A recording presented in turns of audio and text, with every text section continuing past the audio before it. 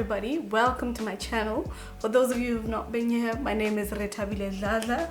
This is the channel where we talk about all things literature, from books to authors to poets to poetry to everything in between. So today we're going to be talking about the goal setting of 2025 when it comes to your reading schedule. I know if you have a vision board or if you have a list of your goals for the past 5 years, maybe you've been writing there, or no guys, this year is the year that I'm going to read more. I know that bullet point is there. I know it for a fact because I've seen it so many times over and people are just like, oh my gosh, I haven't had the time to read. But you make the time to read. Unfortunately, if you don't, then the reading hours are not gonna accumulate. But because I've come into contact with this conversation so often, and I know it so well, I've also had some, those moments where you're just like, should I read now or should I read later? And then later comes and then you never ever read. Like, I've had those moments too. It's just about having a set routine about when you read. Whenever you get an opportunity to do so, then you do so at that time. Like, don't wait for it to happen. You know that it's not going to happen later. You just know it. In your heart of hearts, you know it as well as I do. So I'm going to give you a few pointers of how to actually go about it, how to get to the destination that you're trying to get to when it comes to reading in 2025. I want you to separate your reading schedule into quarters instead of just, sporadically reading whenever you feel like it. And then divide it and say, if I say this quarter, I'm going to read 10 books. You need to understand how you're going to divide these 10 books. Also, you need to understand what kind of books it is that you're going to be reading. Are you going to be going to the library to read these books? Are you going to be buying books? Are you going to be listening to audiobooks? If it were me, I would say that I would read maybe 3 audiobooks because audiobooks are just generally easier to listen to. You can take a walk and be listening to an audiobook. You can be driving and be listening to an audiobook. That could be your top priority, to say that, okay, I'm going to read 4 or 5 or listen to 4 or 5 audiobooks. So by March, I want to have read 4 audiobooks. I want to have listened to 4 audiobooks. And the secret to listening to these audiobooks is actually just substituting your music time for listening to an audio or a podcast, or every time that you want to be listening to music, just say that, okay, let me try this thing a little differently and actually listen to an audiobook, because that is like, you're learning as you're moving. You don't necessarily have to be stagnant for you to be getting information from this book. So that is where I would advise you to start. Get into the audiobook game. I can give you a few pointers of where to get these audiobooks. Here are some of the audiobook platforms that I use. One of them is Google Play Store. Definitely Google Play Store has a few great options for audiobooks. And then there's an app called Libby, which is always attached to the libraries, especially the libraries in the city of Joburg. You can get Libby and use your library card in order to access audiobooks. And then finally, the third one, and one of my favorites, is actually called LibriVox. So LibriVox is one of those apps that are exclusively just for audiobooks. So those are the 3 platforms with which I typically listen to an audiobook. If I can't find it on this platform, then I listen to this one. If I can't find it on that platform, then I listen to this one. So definitely get into that audiobook game and you will see how significant of a difference that makes. Secondly, if you are one of those people who prefers buying books and having the hard copy of the book, then definitely you should be one of the people who set schedules about when you're actually going to read. And actually, one thing that I think has worked for me while I'm actually getting the book, there are certain bookshops where you can just sit and actually start reading the book inside the bookshop. So in Hyde Park, for example, there's an exclusive books there. The one in Rosebank works similarly as well. You can just sit inside that bookstore and actually just read the book. You can even read it before you actually buy it. So there are certain places where they allow for you to do that. But if you're not going to do that, then definitely come home with your book or read, please, before you buy the book, read at least a snippet, read a few pages, maybe even the review that they give at the back of the book. Maybe read that before you're actually committing to this book. I'm going to pay big money to just have this book in my library or wherever you keep your books. But when you do, and you come home with that book, set a schedule for when you are actually going to read this book. I know it is quite difficult to fit in. If you're dedicated and telling yourself that I'm going to read 3 pages of this book, or I'm going to read for 20 minutes, whichever one comes first, then you can put the book away. You know what I mean? I find that for myself, reading in the mornings, like as soon as I wake up before the day gets busy, that always works for me. And then any other time that I get during the day to actually read, then I use that time. But always morning is also when my brain is the freshest, and you know, I can just think of, like, you know, I feel very accomplished when I read in the morning. I feel like you can work out, you feel like you can do all these things, like it's just a certain level of accomplishment that you just find yourself having after you've read in the morning.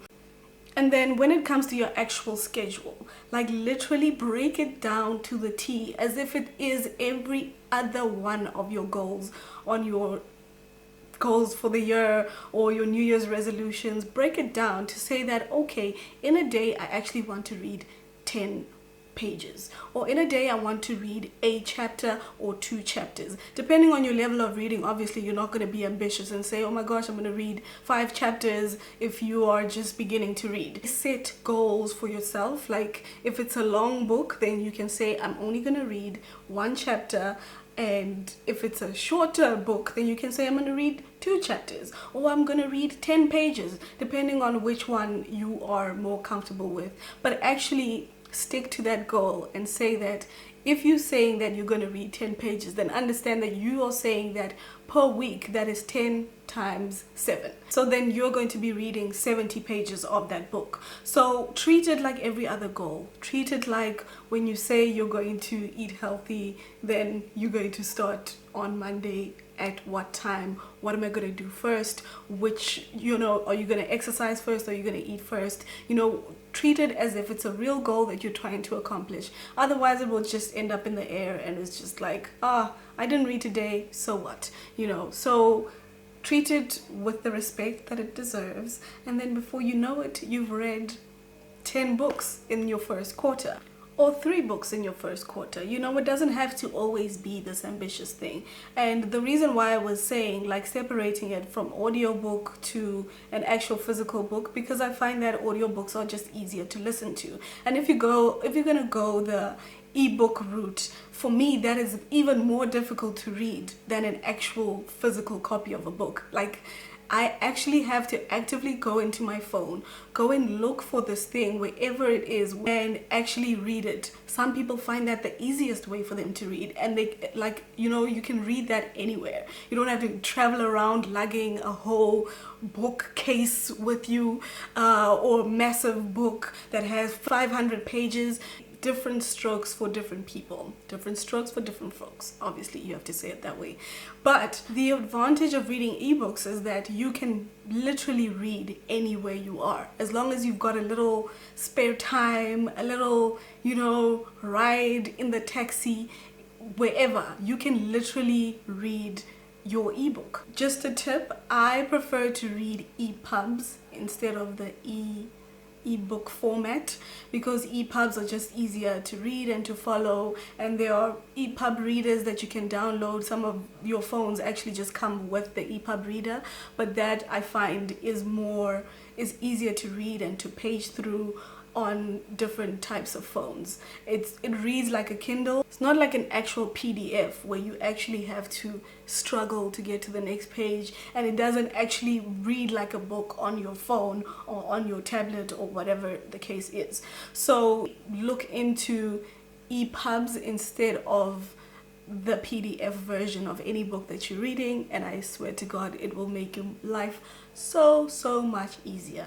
Even then, I've got a few platforms that I can share with you that make EPUB reading a lot easier if you don't already have that function on your phone. There are different ways in which you can, elevate your reading. And I feel like the more you read, obviously, the more you enjoy the act of reading. And you're gonna find excuses to read even more. Especially when you're at that juicy part of the story where you cannot let this book go. And my goal is always to get to that part, like that part of the book when you're not reading like a self-help book, when you're not reading a non-fiction book, but you're reading like an actual story. My goal is to get to the heat, to the main crux of why we are here.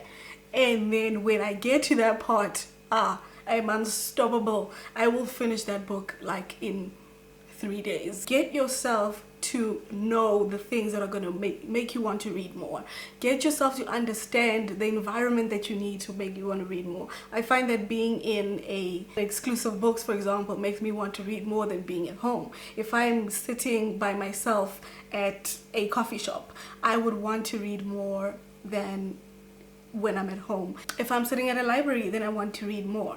The people at the library just give me those vibes like, oh my gosh, let's all be learning, all be reading, all be doing all these things. If you've got a goal to read more books in 2025, then set yourself a schedule. Say that on this particular day, I want to read X amount of pages. Make it as finite as possible so that it is as doable as possible. You don't have to read a million books. You can just read one if that is how you're feeling at that time. And you don't have to finish books that you hate. Understand that, internalize it, tell it to your friends, tell it to your mother and your father and all the people that also read. If you hate it, move on. Like, life is too short. Life is too short for books that you hate. But most importantly, set yourself a schedule for reading. 2025 just started. We are going to be those people who are reading, who are gaining knowledge, who are having discussions about these books, having tea, coffee, aesthetics. I really, really like it when people read and we can have a discussion over what we have just read and just find common ground with this book. That is amazing. For those of you who have not been here, please like and subscribe to my 40 subscribers. Thank you so much. Are they 40? I think they're 40. They are 40 actually. I hope we get new subscribers from today onwards. I feel like I should just document how many subscribers I've got at this moment because it's just fun, like to see that, oh my gosh, yesterday I had like 20 followers and today I've got 40 followers. I feel like that's gonna be like my new thing now, like, oh my gosh, 40, yay. But anyway, thank you guys for joining me. I will see you in the next episode. Bye.